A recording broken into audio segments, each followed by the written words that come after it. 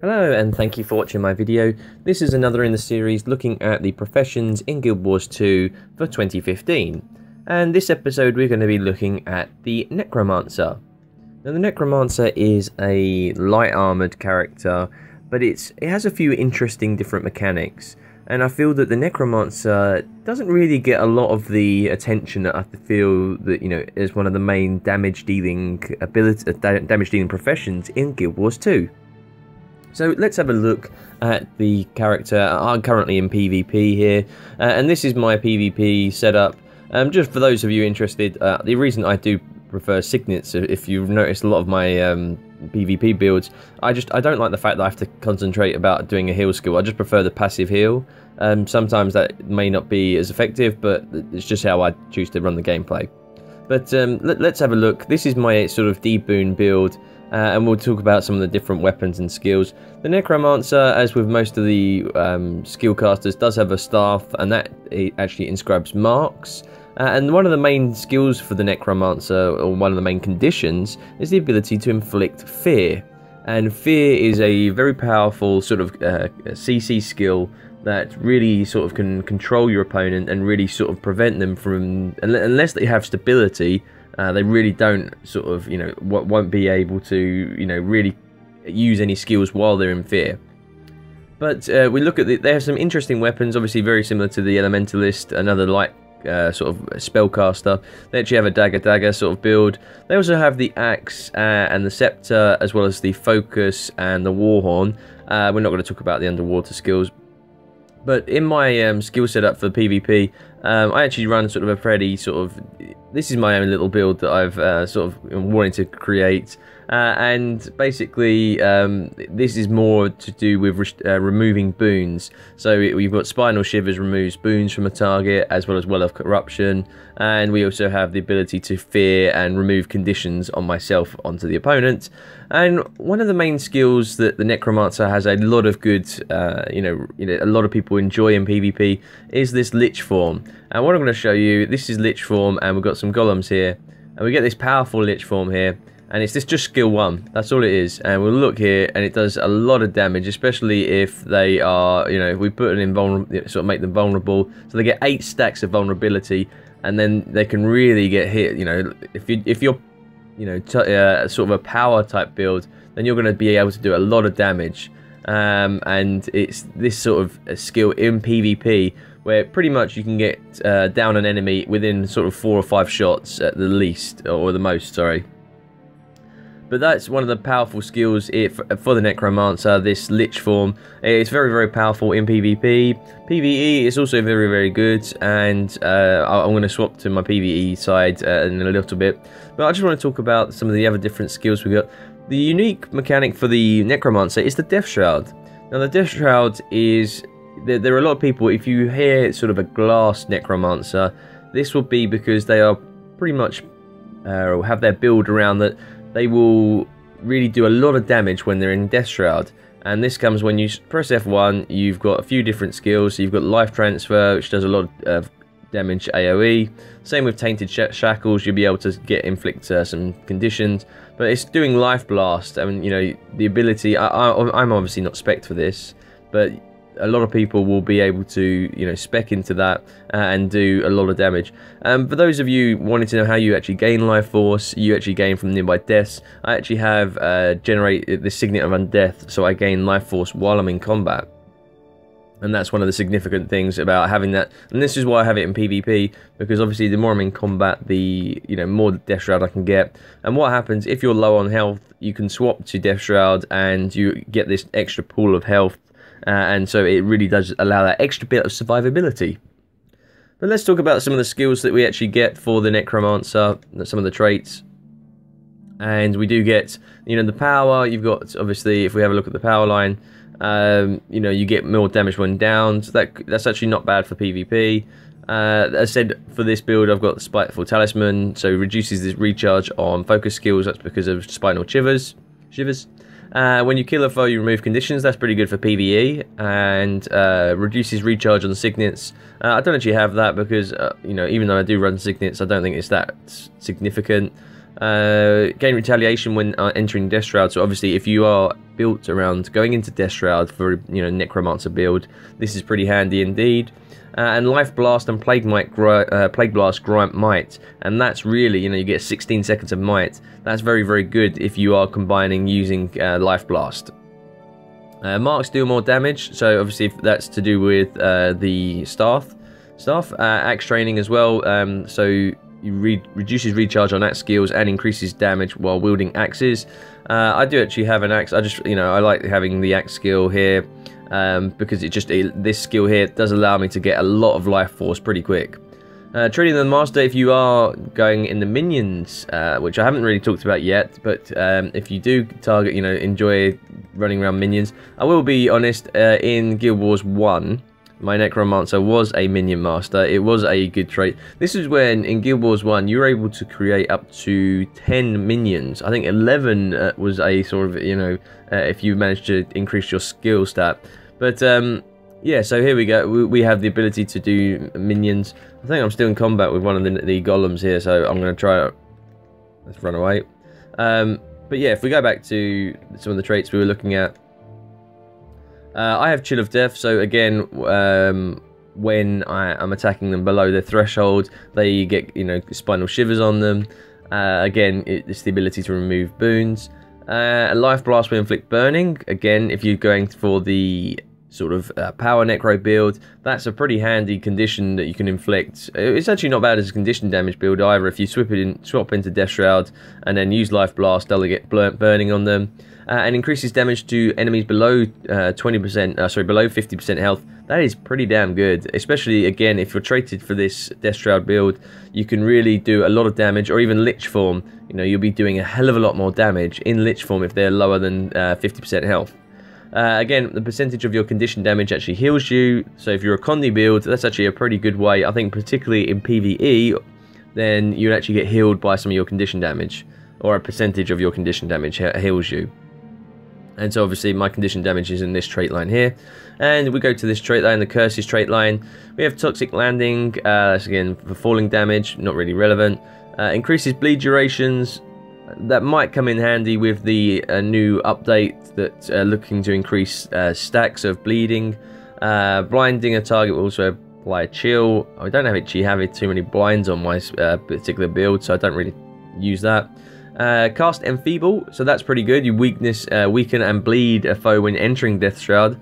Again, it's this Death Shroud skill that's causing can give you a lot of extra abilities and a lot of good damage to an opponent. You have a chance to gain life force on critical hits. So again, this is what I'm expect to do. I'm trying to gain life force on this build so that I can swap into Death Shroud to actually sort of avoid a lot of combat or a lot of damage.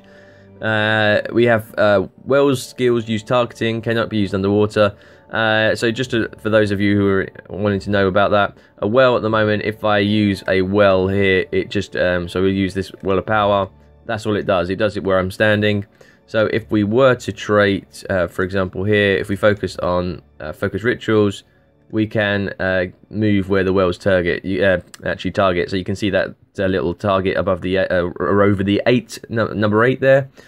So that's one thing you can do. I personally don't think it's that relevant, to be honest. If we go into the sort of master trait line, Master of Corruption, so reduces recharge on corruptions. And corruptions are things like epidemic, which could be actually very, very useful on, for mass, if you're attacking a boss, if you're in a Zerg, you're able to spread conditions on that boss onto a lot of alternate foes. Again, you've got Corrupt Boon, so transform boons on your foe into negative conditions. I have played around with doing this, taking this, with me. It's just a 40-second cooldown. Same with the Well of Corruption. But I just like having the wells around me rather than focusing on one particular person. I said Corrupt Boon is a alternate skill to take for this build. But again, and you've got blood is power, and that's really good for increasing your might and condition damage. So there's lots of variations for Necromancer. It's, you know, it is well-rounded. You can choose many different sort of builds. You can focus on the Death Shroud. You can focus, for me, like trying to be a condition damage build, or a sort of removing boons, or you can be your minion master. And we're going to talk about that a little bit later. So if we come back into this line, we have Spectral Skills have longer duration and grant life force on use. So I believe that would be things like this skill here, Spectral Wall, creates fear, you know, and means that it really does, unless an opponent has stability, this fear wall is going to be a really good way to control a point, because it stops. It's very similar to like the Guardian's skill 5 on the staff, and the ability to prevent players crossing that threshold. Spectral Grasp is also very useful for certain PvP aspects, being able to pull your opponents. And then we've got obviously Spectral Walk, which, you know, you can return to your position. It's pretty similar to the Thief skill, Shadow Step. So where you can actually, you know, gain life shot, you can return to your initial position. So it's very good if you leave a point, run away, you can quickly return back by pressing it again, and then you're back on the point. Lingering Curse, increased conditions inflicted by Scepter skills have increased durations. Very, very good for PvE if you're running a Scepter build. And apply weakness on critical hits. I don't really run that bit in particular sort of trait line. And we have Path of Corruption. Dark Path now additionally converts boons into conditions. Dark Path is the skill 2 here. So if you go and sort of use skill 2, you'd actually convert boons on an opponent to conditions. And the reason I have, because I'm not traded into that, you know, maximum, it's why I haven't gone for that. We have Death Magic, we have the Dark Armor. I'm not going to go over too many of these sort of minor ones. Reduces recharge on minion skills is a handy one. Wells apply protection when cast. That could, you know, you can run a well build, because there are a number of different wells. You know, you've got Well of Power, Well of Corruption, Well of Suffering, Well of Darkness, and if you run a lot of these wells, then this actually is pretty handy. Again, I think for PvE it's quite handy indeed. And obviously Wells apply protection there. So it reduces recharge on staff skills. I mainly use this for skill Reaper's Mark, because I want to, you know, really focus that fear, and also to transfer conditions is a very, very handy indeed. And the chill as well. Chill Lanes is a nice skill to have for my staff. So yeah, generally that's why I run the having reduced recharge on the skills, staff skills. Lose a condition when you enter Death Shroud. So obviously, again, Death Shroud's pretty handy. Increases the area of marks, and marks become unblockable. So again, you can really focus on your staff skills.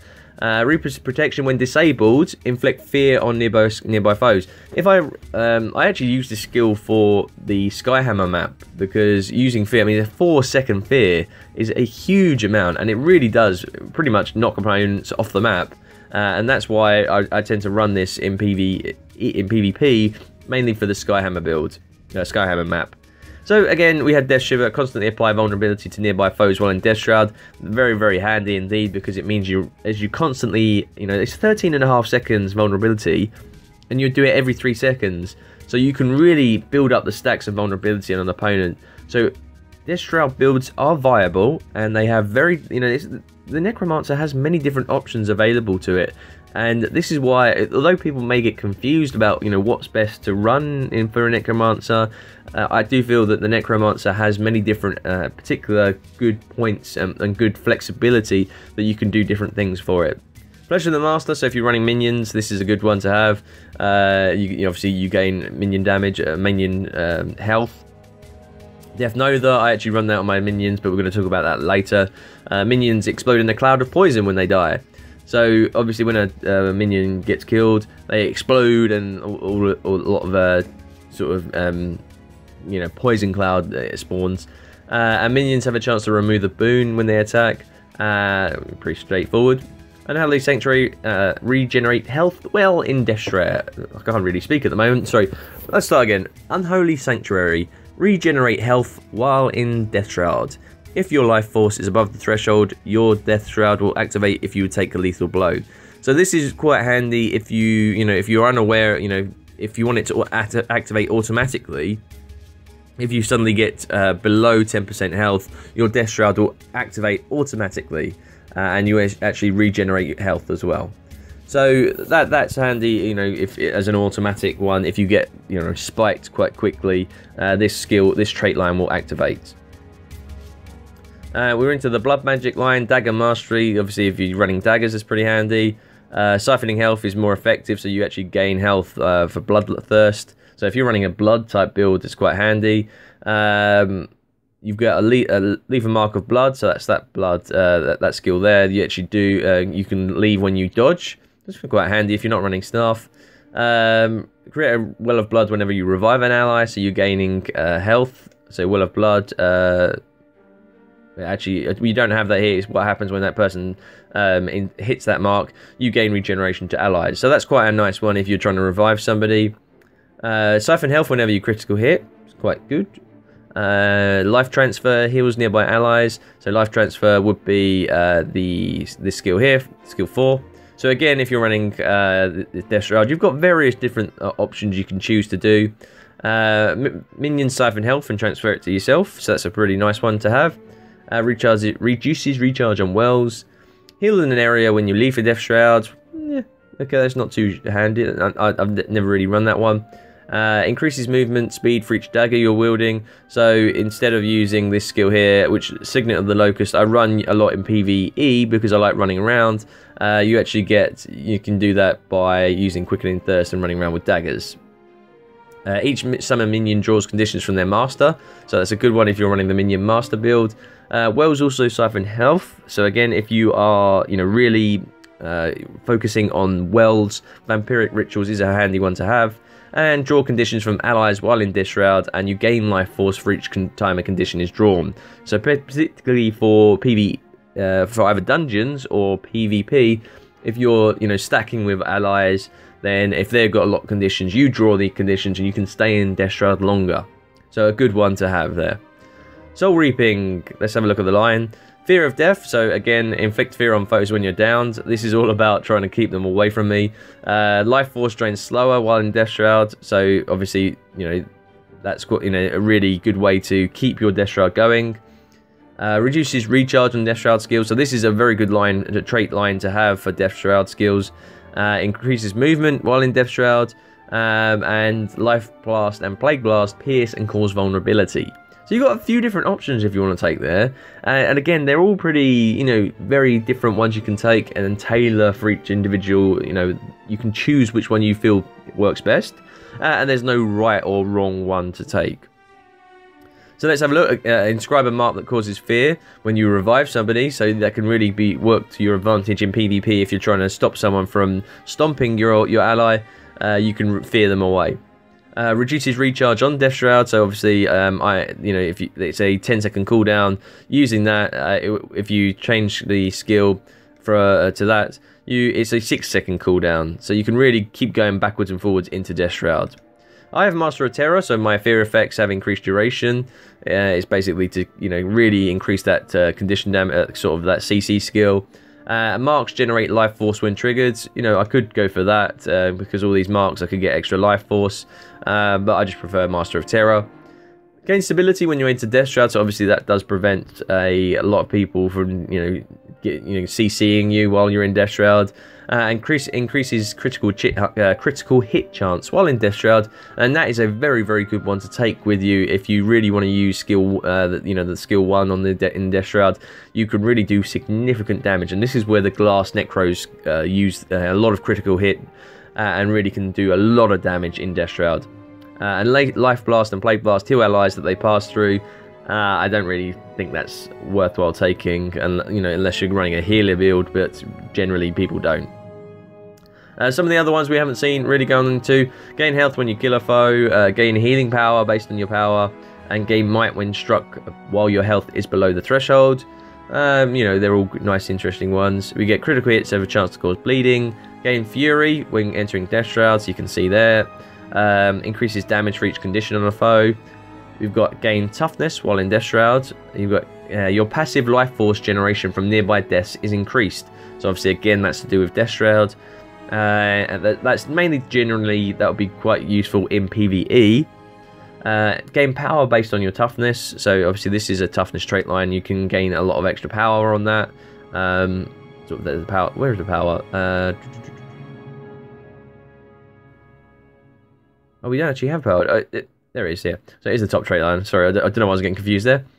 And we come down, gain regeneration when your health drops below the threshold, so that's only below 90%.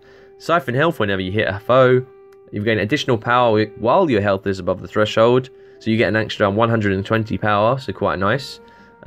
Increases life force gain from skills, which is why I like having that on my, sort of ability here, because it allows me to, gain life force from, using the axe skills.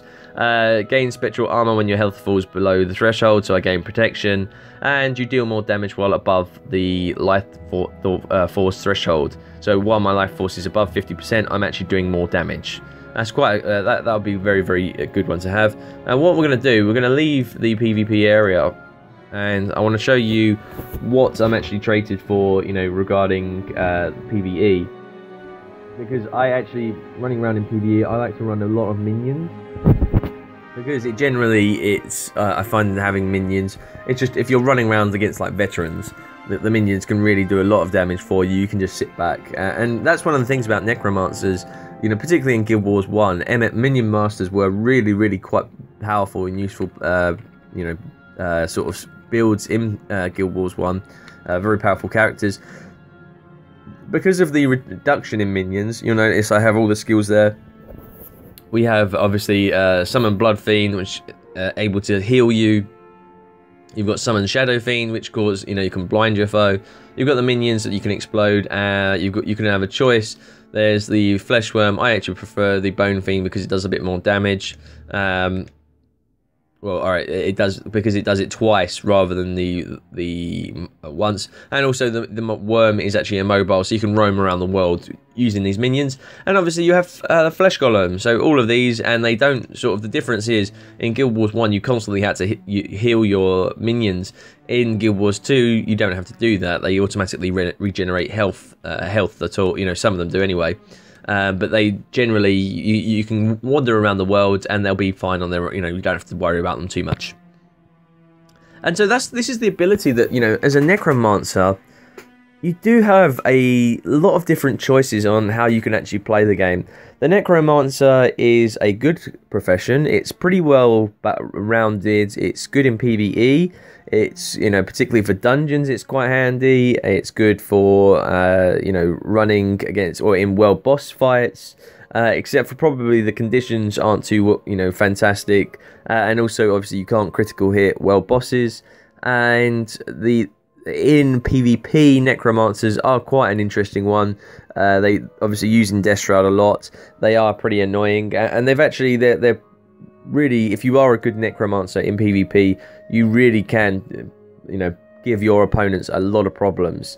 And so the Necromancer as a profession is actually one that is a really enjoyable one to play. I actually enjoy playing my Necromancer, and I feel I don't play it enough. I feel I should play my Necromancer a lot more, but generally, I play it in PvP. I enjoy playing it in PvE, and it's a very, it's a spellcasting profession. There are, benefits. Obviously, you've got the three spellcasting professions, being the Mesmer, the Necromancer, and the Elementalist. And I think the issue being that the Necromancer as a spellcaster isn't too different. It's a damage dealing, profession. But the Elementalist tends to do a little bit more damage generally. But again, I feel that the Necromancer is underrated in that sense, and I feel that people should enjoy playing the Necromancer. It's not a hard profession to learn. I feel that if you were a new player coming in, Necromancer's a nice one to start off with as well. If you were to start as a Necromancer, it's a pretty cool one to start off with. You don't have too many problems. You've obviously got that sort of safeguard, the fact you can go into the life force pool and go into Death Shroud, and that really is quite handy, and it is a way that you can prevent yourself from dying quickly in the game. And yeah, generally overall, I find the Necromancer a very, very strong, a very, very good profession in Guild Wars 2. and I believe that, you know, that it's one of the, you know, obviously it's a profession that came from Guild Wars 1, but generally it's fitted in quite well in Guild Wars 2, and honestly I feel it is probably underutilized by a lot of players. I feel that, you know, with all the other professions in the game, I feel Necromancer doesn't really get as much attention as it deserves. It's a very, very good profession. It's got some unique mechanics, and generally it's well-rounded and a pretty solid profession if you're going to play it. So, if anyone's got any different feedback, if anyone fancies, you know, leaving any comments, feel free, and I hope you've enjoyed watching this little video guide. I'm hoping that you've taken something from this, and that you know, how I've shown you the Necromancer skills working, and how I've shown you Death Shroud works. You know, you'll take something from that. But generally, thanks for watching, and I'll see you on the next video.